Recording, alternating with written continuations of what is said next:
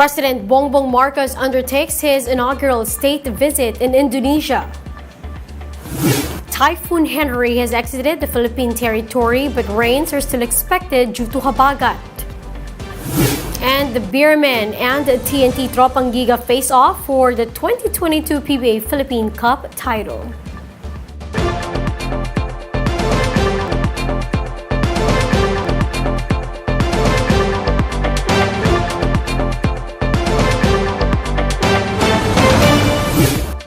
Fast, focused, and fearless. Here's a roundup of stories we're watching now. I'm Riza Diaz.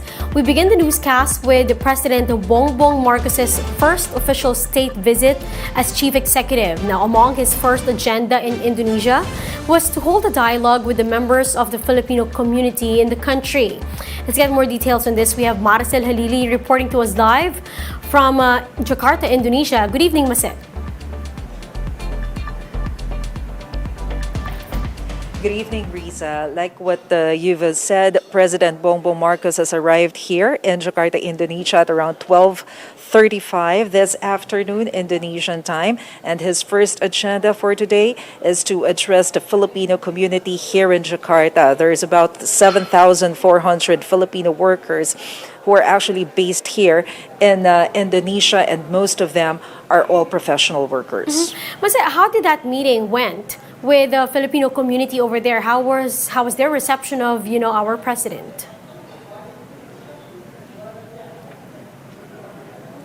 The reception was very warm. President Bongbong Marcos actually mentioned during his speech earlier that the operation of Department of Migrant Workers is expected to start on the first quarter of 2023. He said that this is a very important department considering that they want to ensure that the rights of all overseas Filipino workers will be protected, and they actually President Bongbong Marcos actually said before the OFWs that they are working on giving more opportunities to our Filipino workers back in the Philippines so that OFWs, if ever they choose to stay abroad, it will only be an option.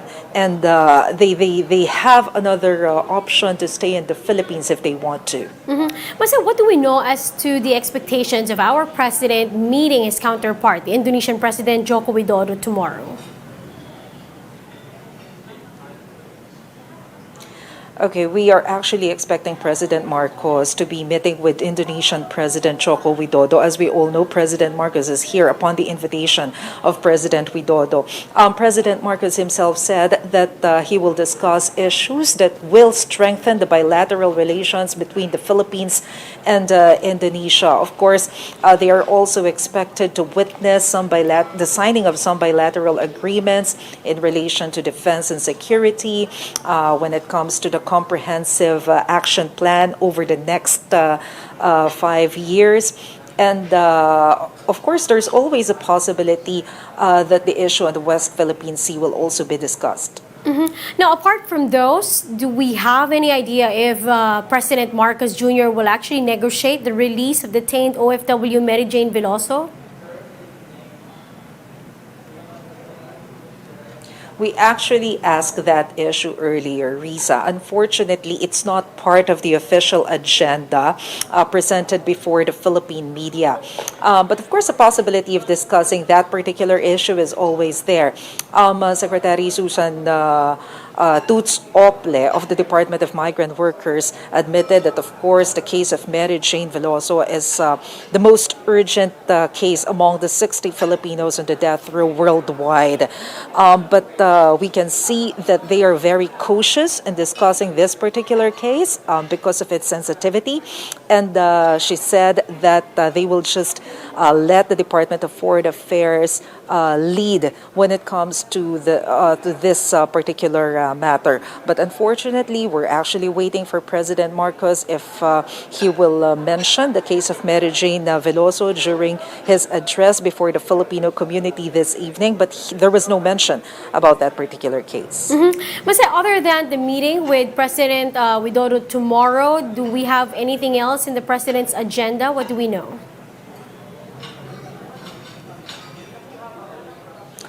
Based on the initial programs given to the members of the Malacanang Press Corps, President Marcos is expected to visit the memorial to offer wreath for the heroes. And of course, he will be visiting the palace here in Indonesia to have a meeting with President Joko Widodo and discuss several issues. He is also expected to meet with the business community in Indonesia and to visit a mosque here. He is expected to stay here in Jakarta up until on Tuesday, September 6, before flying to Singapore for another state visit. Well, thank you for those updates. That was Maricel Halili reporting to us live from Indonesia. Meanwhile, an expert lauds President Bongbong Marcos's choice of Indonesia and Singapore for his first state visits as chief executive. In an interview here on One News Now, international security studies expert Professor Rommel Banlaoi said Marcos Jr.'s visit to the two countries showed the world that ASEAN is central to the Philippine foreign policy. More so that Singapore and Indonesia are both co-founding members of the association. Demonstrate to the whole world that President Bongbong Marcos prioritizes ASEAN as the cornerstone of our foreign and security policy in the Indo-Pacific, especially that the Philippines is one of the founding members of ASEAN. Meanwhile, Banlaoi is expecting the support of Singapore and Indonesia in accelerating the discussion on the Code of Conduct in the South China Sea, as he noted that the two countries are the most vocal in the matter. He also is hoping that counter-terrorism cooperation will be talked about during the visits, citing the upcoming 5th anniversary of the Marawi liberation. I look forward to see the two countries also deepening their cooperation in the area of counter-terrorism in order to prevent foreign terrorist fighters to use Southeast Asia as their major area of operations in Asia. Vice President Sara Duterte has been designated as the country's officer in charge while Marcos Jr. is away for state visits. From September 4 to 7, Duterte is tasked to oversee the day-to-day operations of the Office of the President and the Executive Department. All agencies and instrumentalities have been ordered to assist the Vice President. Now, in previous administrations, the OIC role was often given to Executive Secretary or some senior cabinet member. We'll be back with more stories after the break. Keep it here on One News.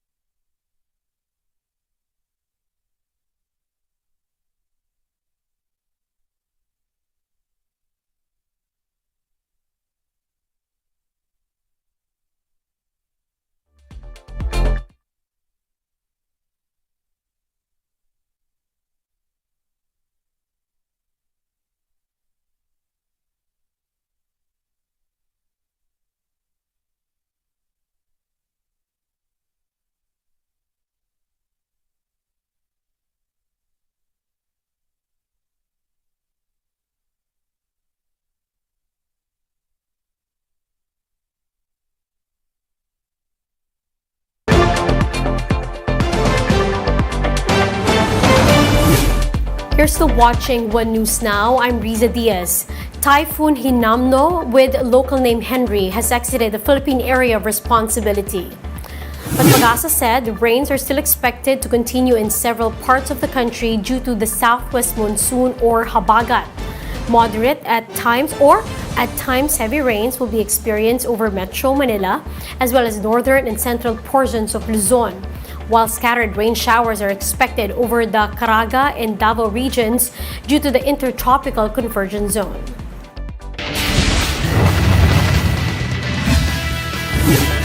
The TNT Tropang Giga and the San Miguel Beermen are battling it out in the winner-take-all Game 7 for the 2022 PBA Philippine Cup crown. In a jam-packed Smart Araneta Coliseum, TNT and San Miguel were neck-to-neck in the first quarter, but come the second quarter, it was San Miguel who showed their might as they outscored TNT by 13 points. The Tropang Giga are without head coach Chot Reyes, who is not in the venue due to health and safety protocols. Now, at the end of the first half, the Beermen are up 66-55 with the third quarter already underway. A bazaar strip in Laguna is bringing Christmas early as it showcases several colorful lights and installations ahead of the holidays. Laila Pangilinan tells us more. It's beginning to look a lot like Christmas in San Pablo City, Laguna.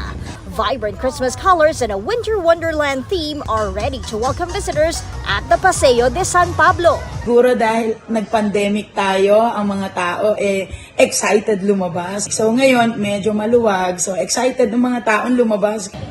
Elizabeth and her friends who live in the neighboring municipality of Liliw in Laguna attended a party in San Pablo and couldn't resist the Christmas feels of the Paseo. Nakita namin, abay maganda pala, edi nagpicture-picture na kami. Couple Joff and Rachel made sure that they have baby Callie in tow. Rachel was still pregnant with Callie last year when they went here. Mas excited po kami na narito na po ngayon si Callie, si baby, para ma-experience po niya rin, na-experience namin. Food stalls and night markets where people can also shop will soon fill the Paseo. For now, night market and food stalls are rent-free as an early Christmas gift for small business owners that were severely hit by the pandemic. So sa maliit na halaga, nakakatulong tayo. So yung nakakapagtinda sila, nakakapaghanap buhay ng. The Paseo management promises more lights and an even more winter wonderlandish feels in the coming days. After all, the Paseo is situated in Barangay San Jose, which is famously called in San Pablo City as Barangay Malamig. For News 5, Laila Pangilinan, we are One News. And for more updates, visit News 5, the Philippine Star, and Business World Online. Visit our website, onenews.ph, for more in-depth analysis. You can also catch One News on Signal Play app. Register for a free account now at www.signalplay.com and stream One News live anytime, anywhere. Mask on, wash hands, and stay safe, Philippines. I'm Riza Diaz. We are One News.